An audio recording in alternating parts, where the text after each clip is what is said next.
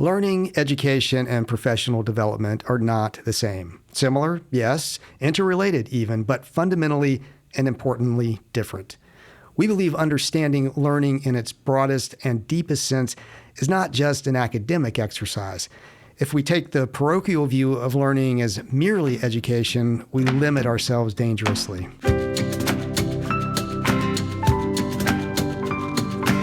I'm Celisa Steele. I'm Jeff Cobb, and this is the Leading Learning Podcast.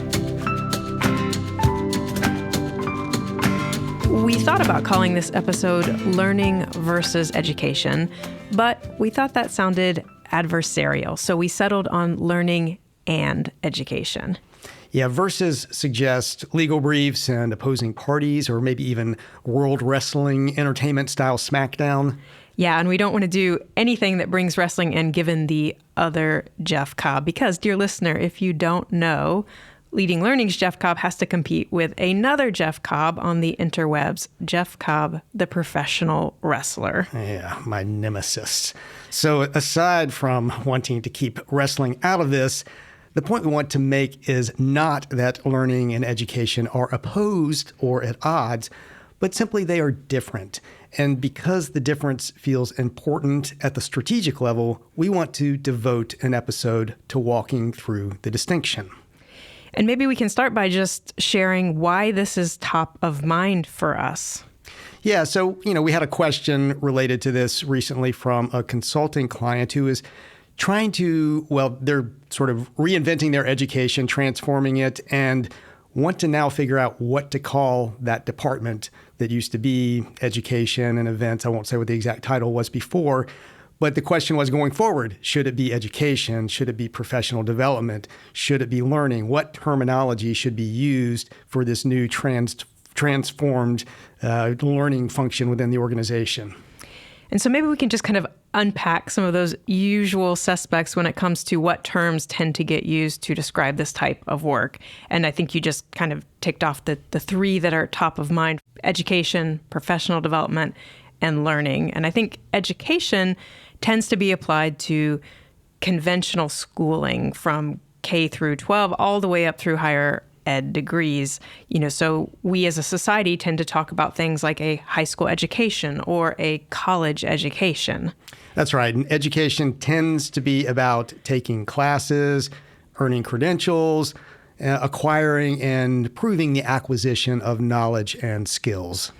And education tends to deal with activities and outcomes that are set by others. So you might have the school board or, the university administration making some of those decisions about what constitutes education. Right. And the role of formal education, established knowledge and the credentials associated with them get a lot of attention in society because, formal education produces relatively clear signals that can be seen and used as social and economic capital. The college degree, for example, is a big one. That signals something to the job market that's very important. So that's kind of a look at education as a term. Let's talk about professional development. And I think professional development tends to be applied to shorter but still structured learning experiences. So these also tend to be focused on adult learners after they've completed their formal education.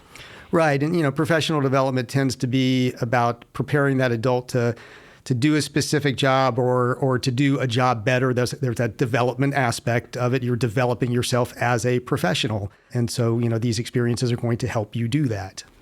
And so then that brings us to the third term, learning. And Jeff, I know that you have put forth a definition in the past, and I think it's a good definition for us to fall back on here, and that is that learning is the lifelong process of transforming information and experiences into knowledge, skills, behaviors, and attitudes. Yeah, it's amazing how much sort of tweaking and wordsmithing it took over time just to get to that sentence. But I think that kind of sums it up pretty well. But, learning is an umbrella term that encompasses education and professional development, but also just much more than that. That's right, because it includes informal experiences as well as those formal experiences that tend to get called education or called professional development. And because it encompasses informal experiences as well. It's just a little bit fuzzier as a category. Definitely, definitely. But really, it is, everything that is impacting knowledge, skills, behaviors, and attitudes. And that's how we use that term, learning. At Tagoras, we're experts in the global business of lifelong learning, and we use our expertise to help clients better understand their markets, connect with new customers, make the right investment decisions, and grow their learning businesses. We achieve these goals through expert market assessment, strategy formulation, and platform selection services. If you're looking for a partner to help your learning business achieve greater reach, revenue, and impact, learn more at tagoras.com/services.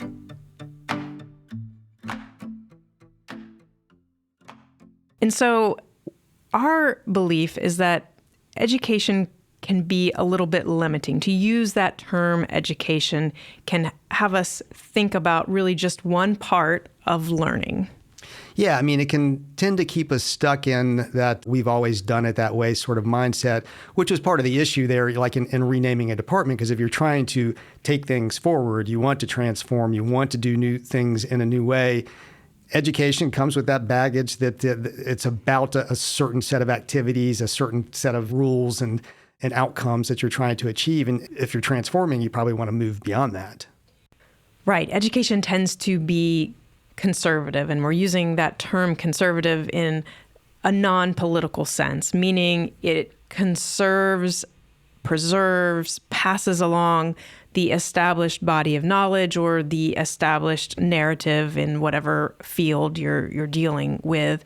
And it tends to treat the narrative as epistemological rather than instrumental. And Jeff, I'm going to leave it to you to unpack what we mean by that. Yeah. Toss that hot potato to me. I think we need a bell to ring too whenever we use one of those words like that. What one of my grandfathers would have called a $5 word. But epistemological is basically just the basis of knowledge and learning. So education tends to treat the narrative that way rather than as instrumental, which is just a means to an end. And if I sort of dig my hole deeper and go into philosophy here, back to the times of Plato, you can think of education as about being, kind of, what is established, what can be, you can kind of get your arms around in this world, versus becoming, which learning is very much about becoming.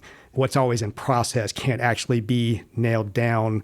Learning is instrumental. It's a means to an end that keeps repeating itself again and again. I think another aspect of education is that it tends to forefront the teacher or the subject matter expert. And again, because I think there's this idea of the established body of knowledge, so there's therefore this idea of the expert, someone who really knows that body of knowledge and can then therefore pass that body of knowledge along to someone else. Right. And as you can already pick up from some of what we're saying, if you're really stuck in the concept of education as we've described it, that can really stymie innovation or broader thinking about what needs to be done, what needs to change and improve and grow. Again, thinking about, becoming. You really want to have that sort of direction to what you're doing, which, again, we think learning encompasses better than education does. Even broader language like education and events can still be limiting because education and events, those tend to be about the things that you offer. They tend to be about the products, about what you do. And learning is more about the goal. It's more about this outcome that you are seeking for your learners. Right. So we encourage listeners to embrace learning, which is a mindset for the learners and for your learning business as the way that you think about what you're doing, what you're delivering. Yes, education will be a part of that, but really to think more broadly. I mean, as we talked about education being more conservative, and we've talked about learning sort of being more about becoming. Learning just really is inherently progressive. It's always in the process of happening. The person who is learning is actively changing. Learning causes change, and change causes learning. Yeah, so there's sort of this virtuous cycle where the change and the learning are driving one another. I think another difference between kind of the education focus versus the learning focus is that I said that education tends to forefront the teacher or the subject matter expert. I think learning forefronts the learner. It's about her own active role in her development and growth. And, ultimately, learning is up to the learner. We as teachers or facilitators, we can only lead the horse to water. That's right. And all of this, too, we probably need to emphasize and then reemphasize as we go along. There's nothing wrong with education. There's nothing wrong with professional development. It's not like those aren't terms that should be used, but it is just simply important to recognize them as a smaller slice of this overall learning pie that we're talking about. And maybe just as a small side note, we'll have to see on this front, but I think that generative AI may further increase the importance of learning as opposed to, say, education or professional development alone, because as AI can readily tap into the established body of knowledge in any given field and support an individual in that kind of domain expertise, then it's really going to be the individual's ability to learn, to think critically, to ask good questions, to weigh choices. That's going to just become that much more important. Yeah, and you can really even envision the structure that comes right now with education and professional development tends to be put into structuring courses or classes, these defined little bodies of knowledge and experience that a learner goes through in a point in time. But when you think about how people really tend to learn, if they're given the opportunity to do it, it is, sort of asking questions, applying, asking another question, applying, adjusting. I mean, you think about just your use of Google to solve a problem. When people are able to do that, they're really learning in a way that supports them in the work they're doing. I mean, we're talking mainly about, professional usage of learning here.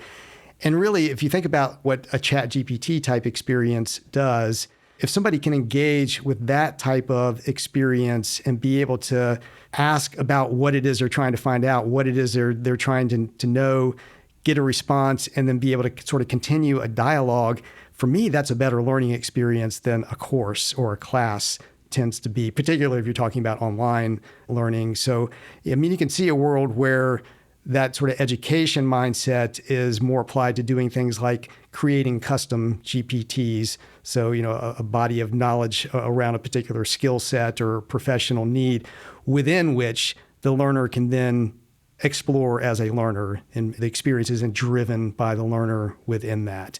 I think we can see something like custom GPTs, and maybe it takes some other form. That's just the term for these sort of GPT experiences right now. Could see something like that replacing the traditional education course experience in the future.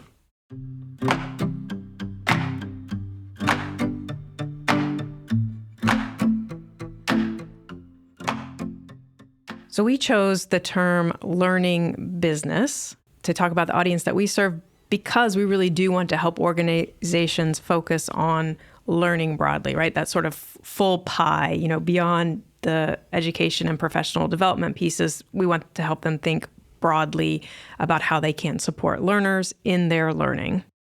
Now, that said, anybody who listens to us or follows our work in general will notice that we often talk about working with organizations in the business of continuing education, professional development, and lifelong learning. And so that's, we list the three together.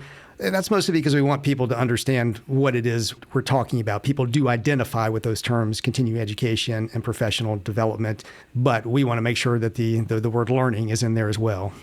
Well, and I think that ties to what you ultimately recommended to that client about the new departmental name. I mean, you suggested perhaps learning and professional development might be appropriate. So there's sort of that familiar term of professional development. There's that commitment to serving the profession, but then there's also that broadness in learning that you really are interested not only in kind of the received knowledge that already exists now, but you want to be part of the learning that goes into continuing that profession going forward. Right. So hopefully that represented the best of both worlds, or the best of all worlds, I guess. And, we bring all of this up because to us, language matters. And, if we go back and counted, I don't know exactly how many we would come up with, but I think we would come up with a lot of episodes where we've spent time defining key terms. And it's important to us to be clear about key terms. And that's not only because we were educated in literature, but we really do just believe fundamentally that words matter. Words are how we convey ideas. And if we limit our words or if we use them inaccurately, we limit what we can achieve. So we encourage you to be careful with your language, not to use the words learning and education interchangeably. Instead, use each in its proper place. And I think we need to appreciate much more deeply, as part of this using the terms correctly and properly, the degree to which learning and life really are interwoven. Learning is not confined to the walls of a classroom or the structure of a course. Learning really does happen in the flow of life. It's rooted in physicality, it's rooted in emotion, and it's rooted in those things as much as in cognition. And, when we shift to seeing learning in this way, it becomes much easier to recognize and take advantage of the myriad opportunities for learning that we encounter daily, and to help those we serve see and seize those opportunities as well. And yes, sure, some of those opportunities will, of course, arise in the context of education or in the context of professional development. But the vast majority will not, because education and learning are not the same thing.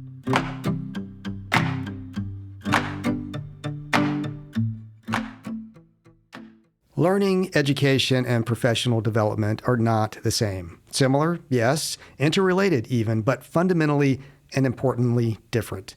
We believe understanding learning in its broadest and deepest sense is not just an academic exercise. If we take the parochial view of learning as merely education, we limit ourselves dangerously. At leadinglearning.com/episode 397, you'll find show notes, a transcript, and other options for subscribing to the podcast. And we'd be grateful if you would take a minute to rate us on Apple Podcasts or wherever you listen, especially if you enjoy the show.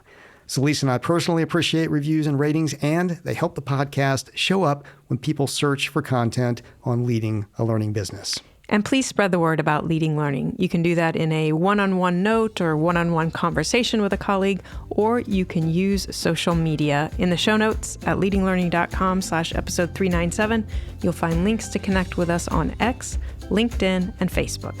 Thanks again, and see you next time on the Leading Learning Podcast.